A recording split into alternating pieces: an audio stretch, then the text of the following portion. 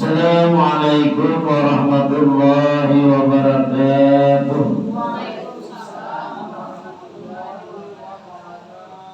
Bismillahirrahmanirrahim. Alhamdulillah. Wala hawla wala quwwata illa billah. Allahumma salli wa sallim ala sayyidina Muhammadin miftahi babi rahmatillah adada ma bi'ilmillah. Salatan wa salam ini bidawami mulkillah wa ala alihi wa sahbihi wa man wala. Pertama-tama marilah kita senantiasa tidak bosan-bosannya untuk mengucapkan kalimat alhamdulillah atas berbagai nikmat dan karunia yang senantiasa Allah berikan kepada kita baik lahir maupun batin. Semoga Allah selalu menolong kita untuk berbuat taat kepadanya dan menjauhi daripada apa yang dilarangnya. Dan mudah-mudahan dengan senantiasa kita dapat beristiqamah dalam satu majelis ilmu. Mudah-mudahan Allah sehatkan badan kita, Allah murahkan kita rezeki yang halal lagi banyak, Allah panjangkan umur kita dalam ketaatan, Allah hindarkan kita daripada berbagai macam bala dan penyakit. Dan senantiasa kita berharap mudah-mudahan dosa-dosa dan kesalahan-kesalahan baik pada diri kita, keluarga kita, kedua orang tua kita, jalan tetangga kita diampuni oleh Allah Subhanahu wa Ta'ala, sehingga nantinya kita memperoleh suatu keberuntungan baik di dunia ataupun lagi di akhirat. Amin. Kemudian salawat dan salam kalau kita aturkan kepada Rasulullah sallallahu alaihi wasallam, keluarga dan sahabat beliau serta kita ila yaumil qiyamah. Jamaah ibu-ibu pencinta pengajian Langgar Al-Asrar yang insyaallah senantiasa dalam jalan rahmat dan hidayahnya Allah Subhanahu wa Ta'ala. Qala al-musannif rahimahullahu ta'ala ma dama nafa'al ulumi fid-darin amin. Selanjutnya sebagaimana yang dikatakan oleh Hasan al-Basri rahimahullahu ta'ala berkata, siksanya seorang ulama itu adalah yaitu kematian hatinya.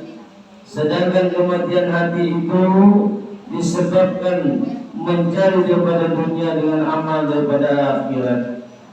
Jadi sebagaimana yang disebutkan oleh Imam At-Ta'ilah di dalam kitab Al-Hikam, kata beliau, tanda min alamatil qalbi, tanda salah satu matinya hati itu ada dua bagian. Yang pertama ada mulhasni ala ma fataka minal mawaqiqati.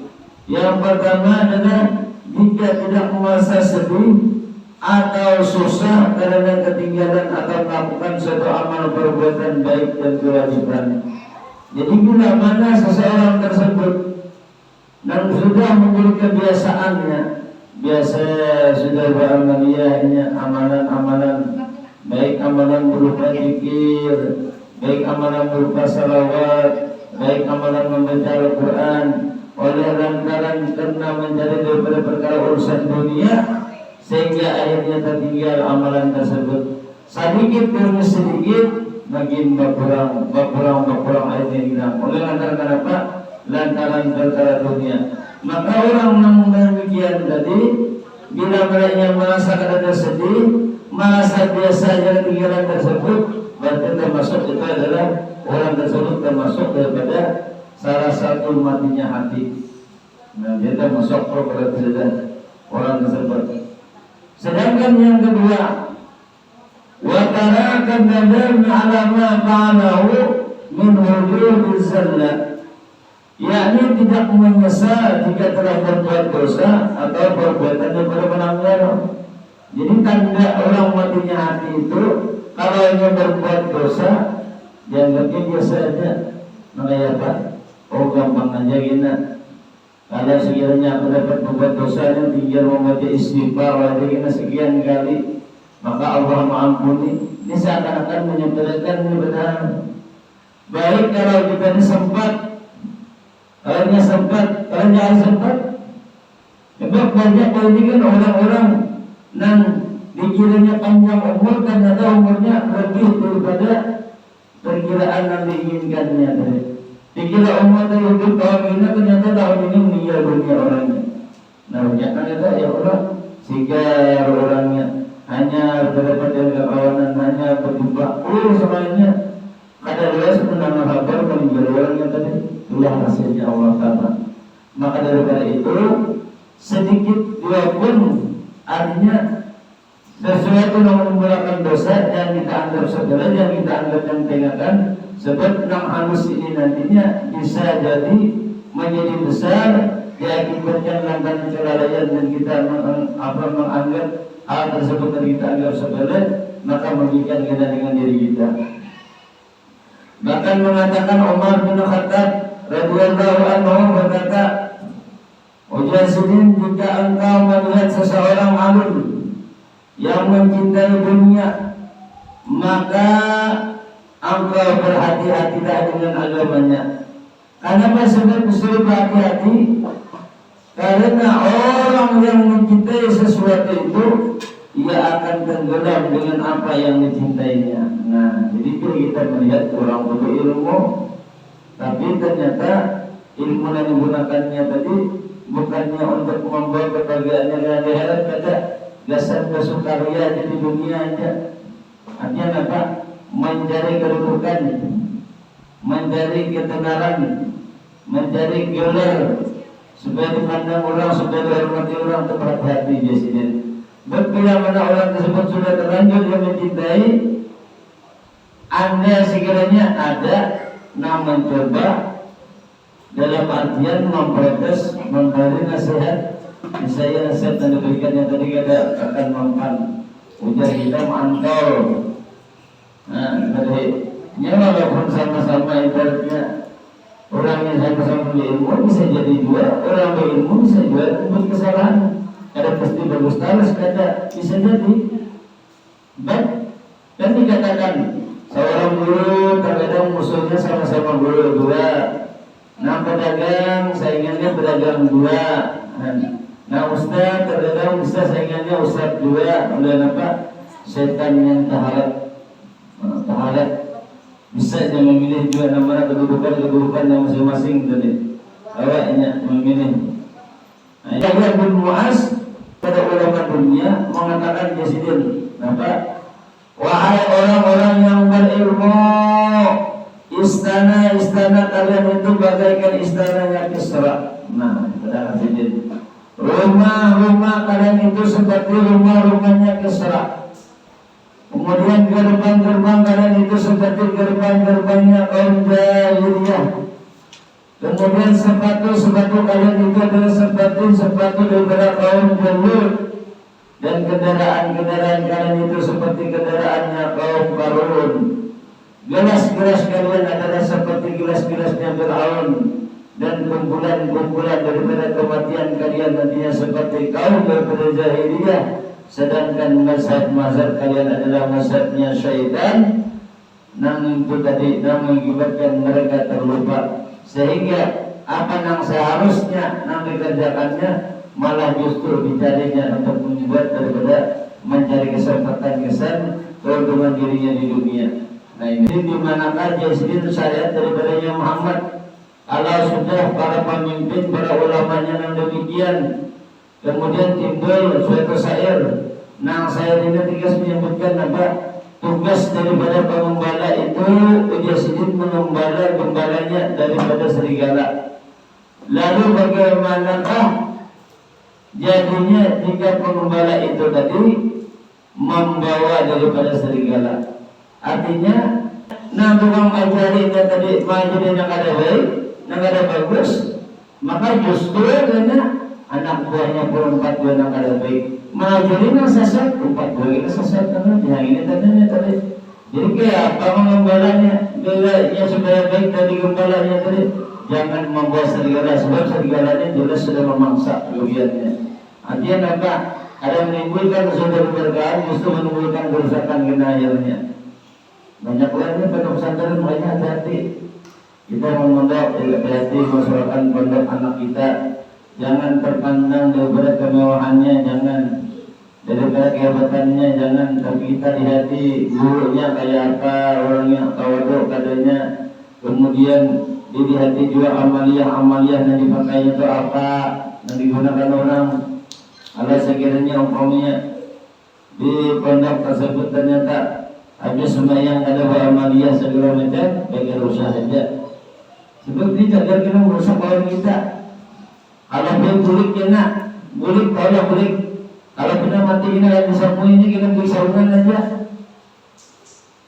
Nah, sedangkan kita ini kan mengharap supaya bulik ini disamui juga, selain bersama sarungan juga disamui juga hendak. Nah, ya kalau ya. Nah itu tapi kalau kita salah, kita mana anak kita didik kita ya. Jangankan kita disamuinya, kita nak biar tahu itu belum nanti kita diingatinya. Anggapnya rukun tiwas. Rukun tiwas katanya bila ada bersama ada bersama tiwas. Nah nih, nah rukun tiwas ini kali. Padahal di dalam Al-Quran itu kan dikatakan wa ta'awanu 'alal birri wa taqwa. Bertolong-tolongan kemudian hal-hal yang baik-baik. Nah, sudah jelas itu sudah. Kenapa? Kenapa ditiwasan? Kalau baru ditiwasan kan artinya sebab sifatnya manusia itu berbeda-beda. Orang yang berilmu dan orang yang tidak berilmu jelas berbeda. Kalau yang orang berilmu ini banyak yang dipikirkannya, artinya apa? Kebanyakannya tidak memikirkan urusan dunia, ada kebanyakan urusan amalia-amalia. Sedangkan orang yang tidak berilmu ini tidak memikirkan amalia. Dan dipikirkannya apa? Kayak apa supaya sugih kayak orang? Kayak apa berusaha supaya jadi kayak orang? Kayak apa berdagang supaya maju kayak orang? Nah, itu orangnya. Makanya juga orang berilmu dengan cara berilmu itu jauh perbedaannya. Berikutnya adalah mengenai pasal tentang akal dan daripada kemuliaannya. Jadi akal ini adalah sumbernya ilmu. Kemuliaan akal ini ditegaskan oleh Rasulullah SAW dengan sabda beliau, ujar beliau, awalul ma khalaqallahul aqla. Maka ujar Rasulullah SAW yang pertama kali diciptakan oleh Allah Azza wa Jalla ini adalah masalah akal. Jadi yang pertama kali diciptakan ini akal dulu. Nah, selain akal pulang yang berikutnya nafsu kena. Sehingga ketika Allah memberikan akal, maka ucap Allah Ta'ala berfirman, faqala lahu aqbil fa'aqbala. Lalu ujar Allah Azza wa Jalla berfirman kepada akalnya, madhab. Ya madhab, ujar Allah Ta'ala. Maka akal pun madhab. Ini akal. Makanya akal ini jadi jaga baik-baik, jangan sampai merusak. Nah, sebab akalnya akan bisa telepon kalau dia membicarakan. Itu melihat terus bisa telepon kayak membicarakan, oh bahana bagi saya. Kalau membicarakan bola pesawat, melihat juga bisa berjalan di jalannya kayak apa jalannya, di kayak pemulang pasaran juga berjalan, ini akal. Itu akal sebenarnya betul tidak. Nah kayak kita pakai handphone ini, orangnya ada di bengkak. Saya kira ada di muntai, kalau baca, kalau boleh lihatkan kan apa lantaran akal, oleh akal digunakan, menakal kada digunakan, kada dapat demikian dari. Maka ketika Allah Taala wahai akal, mana diam, maka madhab si akal tadi. Summa qala lahu akbir fa'akbara. Kejar Allah Taala berpalinglah, maka akal pun berpaling, disuruh berpaling, disuruh menghadap si akal yang tadi. Lalu kemudian faqala wa izzati wa salami ma khalaqtu khalqan akrama alayya minka. Ujar Allah Ta'ala, lalu Allah Azza wa Jalla berkata, demi kemuliaan dan kebesaran itu, aku tidak akan menciptakan satu makhluk pun yang lebih mulia di sisiku selain daripada engkau. Jadi kira Allah Ta'ala kalau tidak, nah aku ciptakan selain daripada akal yang mulia. Ya akhudu, ujar Allah Ta'ala membedakan, karena engkau aku menghukum. Nah, oleh diceritakan kita Nabi Adam itu ketika diciptakan oleh Allah Ta'ala tentang awal-awal pertama dia ya akal, supaya kau membedakan kita mana yang baik, mana yang buruk, mana yang kada. Hanya nafsu yang kedua, nafsu yang nafsu dan orang yang perlawanan benar berbeda dengan akal yang tadi, maka itu dimuliakan oleh Allah Ta'ala. Kemudian ujar Allah Ta'ala wajibka u'ti, ujar Allah Ta'ala karena engkau aku memberi. Bila engkau meminta dengan aku, memunajat dengan aku, ujar Allah Ta'ala berdoa meminta kembali. Allah Ta'ala sudah memenangkan sudah. Siapa tuh menjalankan dari akal. Jadi bila dia menggunakan akal yang untuk minta kita minta yang baik-baik. Makanya di awal-awal kan kita meminta mudah-mudahan kita diberikan kesehatan, kita minta sehat sudah. Dan kita berakan minta rezeki yang banyak orang halal, minta dipanjangkan umur dalam ketaatan. Ada orang banyak umur, tapi banyak umurnya itu kada berbuat taat, kada rugi ngarannya. Lebih baik orangnya pendek umurnya tapi berbuat taat daripada banyak umur tapi berbuat taat malah menambahkan dosa. Baik lagi banyak umur pulang taat pulang bagus lagi. Dan berharap dengan curah rahmatnya Allah mudah-mudahan dosa kita dapat diampuni. Minta dan Allah ini kita meminta terus, meminta di setiap pertemuan kita mudah dikabulkan oleh Allah Ta'ala. Lalu Allah Ta'ala lagi wabika usubu, karena engkau yakni manusia diberi pahala dan karena engkau juga manusia engkau nantinya disiksa. Nah, bila kita bisa menggunakan akal kita, selamat kita. Tapi bila kita tidak bisa menggunakan akal kita tadi, kita sembarang makan, kadang kita pikirkan dulu baik buruknya. Makanya bagi orang yang menggunakan akal itu ketika nyoba banjar itu bapik kanar. Orang berilmu itu bapik nyoba banjarnya. Nanti berharapan ini kira-kira pemberi beda atau pemempat ya kada. Andai kata ibaratnya kada berbeda berempat ya dapat mengamalkan. Makanya dikatakan diam itu adalah emas. Lebih baik berdiam daripada menimbulkan dosa. Dibanding orang yang terkadang menggunakan akalnya asal keluar aja, beruriak terkadang. Oleh kenapa? Akalnya dimainkannya, dan dimainkannya Pak, nafsunya dimainkannya. Nah ini merugikan seumur hidup dirinya tadi. Maka diperdayakan oleh Allah Ta'ala, bila ini kawan menggunakan akalnya dan baik, bisa diberikan oleh Allah Ta'ala, bisa jadi dimasukkan oleh Allah Ta'ala ke dalam api neraka orang tersebut. Maka diperdayakan dari si akal itu digunakan apa?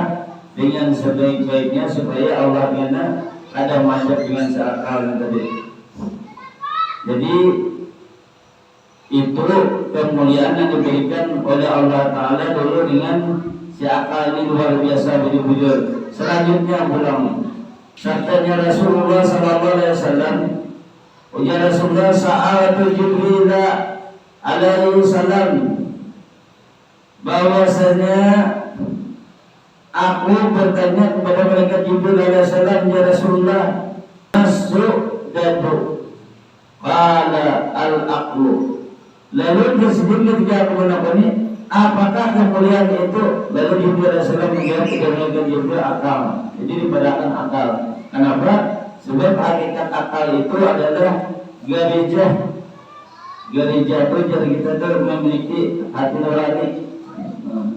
Jadi memiliki hati nurani ini kan kalau membedakan, yaitu memiliki sifat yang tertanam di dalam daripada diri seseorang, yang dengannya tadi seseorang itu dapat mengetahui berbagai daripada ilmu najil.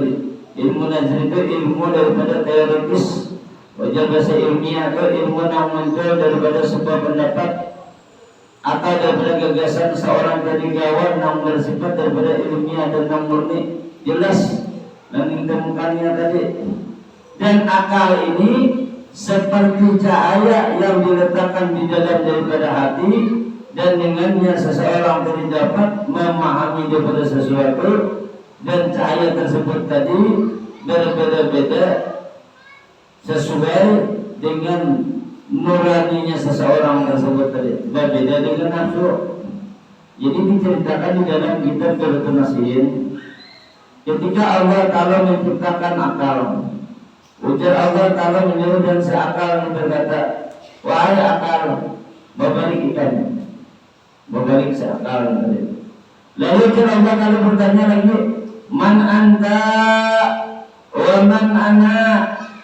Ujar Allah Ta'ala, siapa ikan, siapa aku. Ujar Allah Ta'ala ini. Maka dengan rasa tawadhu ini akal menjawab. Ujar si akal menjawab, antara di wa ana abduka ad-daib. Engkau adalah Tuhanku, sedangkan aku ini adalah hamba nang lemah betul-betul lemah. Makanya salah satu di antaranya ketika kita duduk majelis setelah kita berniat di dalam hati sebelum memulai dari guru berniat apa? Ya Allah, ini aku ini duduk di tempat yang sangat mulia pujur nih. Cuma di antara nang hadir di antara nang hadir sekarang ini nang paling hina ini adalah aku. Maka berharap ya Allah ampuni dosa ini.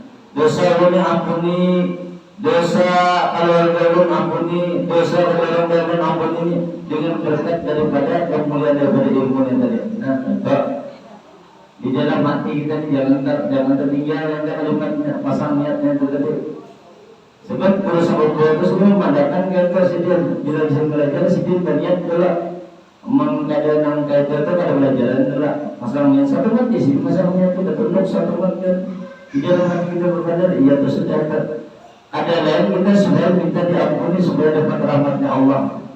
Nah, sama kayak si akal itu tadi.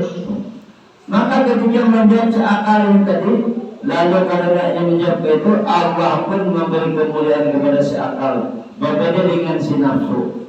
Nah, ada si nafsu ketika diperintahkan menghadap, jangan kata lain nafsu menghadap, berdiam pulangnya. Disuruh menghadap berdiam, sudah berdiam pulang kalau menjawab pulang.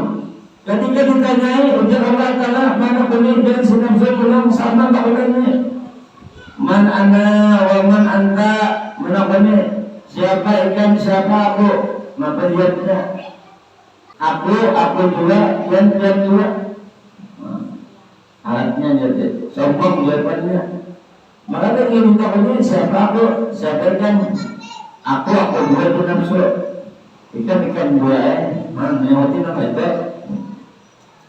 Ketika mendengar jawaban yang tersebut, lalu Allah hukum si nafsu yang masuk ke dalam neraka jahim, dimasukkan ke dalam neraka jahim selama 100 tahun. Nah, ketika sudah masuk ke dalam neraka jahim tadi, dari tanya kembali kepada ujar Allah Ta'ala lagi, mana kuni bahasa pulang mana man ana wa man anta. Nah, mana kuni ini siapa aku, siapa ikan. Menjawab pulang ana wa ana, anta wa anta jawabannya. Jadi aku dia ikan juga ada berumur orangnya. Ketika mendengar jawaban tersebut, lalu Allah pun pula menghukum. Lalu dihukumlah si nafsu yang tadi dimasukkan pulang adalah neraka Jul. Jul itu tempat yang sangat lapar. Dimasukkan di situ berapa tahun? 100 tahun. Nah, ketika dimasukkan situ neraka Jul itu dari tempat yang sangat lapar luar biasa. Diberi makan yang kada, diberi minum kada si nafsu itu tadi. Maka akhirnya si nafsunya sadar ada kawan berdaya lagi. Oleh lantaran kada kawan berdaya lagi sadar tadi, lalu nafsu menyerah dan mengakui ketika ditakoni siapa Tuhan ikan, siapa ikan, siapa aku, mana kone. Maka menjawab lainnya ujar si nafsu, aku adalah daripada hamba engkau lemah, sedangkan engkau adalah Tuhanku.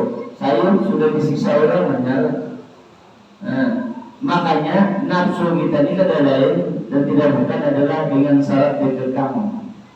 Jangan dituruti. Bila menginginkan menuruti dia mungkin menjadi-jadi. Saat penting kita lah, kita anak dua kita anak tiga, mengalami nafsu tadi. Jadi harus kita bisa mengekang. Jadi makna di sini bahwasanya yang namanya nafsu ini tadi tidak ada mau kalah anak manang terus. Jangankan sesama daripada makhluk, Allah Ta'ala itu ditentangnya. Kecuali diajar hanya merasa daripada menyesal, hanya sadar bahwa dirinya itu adalah ciptaan daripada Allah Ta'ala, dan dia itu adalah termasuk daripada makhluk yang lemah, berbeda dengan daripada akal. Maka daripada itu kita gunakan akal kita sebaik-baiknya. Bagaimana caranya supaya nantinya menyelamatkan dengan diri kita, keluarga kita, bahkan di akhir hayat kita nanti kita berharap mudah-mudahan meninggal dalam keadaan husnul khatimah. Mungkin ini yang dapat saya sampaikan. Mudah-mudahan ada beda lompat untuk kita semua. Terima kasih atas perhatian dan mohon maaf atas kekurangan dan kesalahan serta kehilafan. Wallahu a'lam. Assalamualaikum warahmatullahi wabarakatuh. Allahumma salli ala sayyidina Muhammad. Allahumma salli ala rasulika sayyidina Muhammad. Allahumma salli ala rasulika sayyidina wa habibina wa sayyidina wa maulana Muhammad. Ada yang nak bertanya dipersilahkan.